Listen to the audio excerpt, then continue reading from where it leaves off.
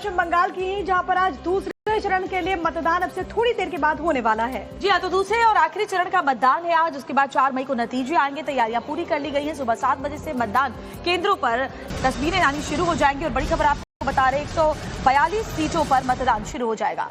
और अभी से ही तमाम जो मतदाता हैं वो यहाँ पर कतारबद्ध होकर के अपनी बारी का इंतजार कर रहे हैं। पिछले बार आपको याद होगा कि पहले चरण में रिकॉर्ड वोटिंग हुई थी, 93% से ज्यादा वोटिंग हुई थी और इस बार भी कुछ इसी तरीके की उम्मीद है। तमाम तरह के इंतजाम 1448 उम्मीदवारों की किस्मत तय करेंगे 3 करोड़ 21 लाख वोटर्स। तो बड़ी खबर आपको बता रहे हैं जिन सीटों पर वोटिंग हो रही है उसमें भवानीपुर की सबसे हाई प्रोफाइल सीट है, जहां से मुख्यमंत्री ममता बनर्जी चुनावी मैदान में। भवानीपुर में ममता बनर्जी को टक्कर दे रहे बीजेपी नेता शुभेंदु अधिकारी, जिन्होंने पिछली बार नंदीग्राम से ममता बनर्जी को हराया था।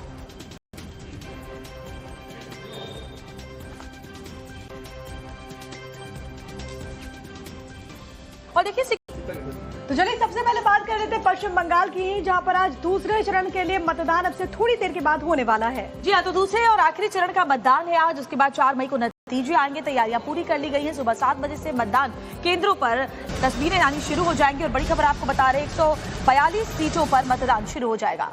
और अभी से ही तमाम जो मतदाता हैं वो यहाँ पर कतारबद्ध होकर के अपनी बारी का इंतजार कर रहे हैं। पिछले बार आपको याद होगा कि पहले चरण में रिकॉर्ड वोटिंग हुई थी, 93% से ज्यादा वोटिंग हुई थी और इस बार भी कुछ इसी तरीके की उम्मीद है। तमाम तरह के इंतजाम 1448 उम्मीदवारों की किस्मत तय करेंगे 3 करोड़ 21 लाख वोटर्स।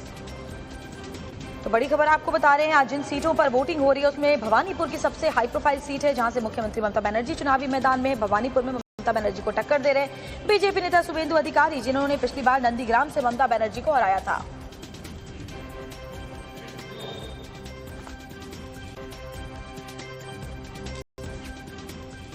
और देखिए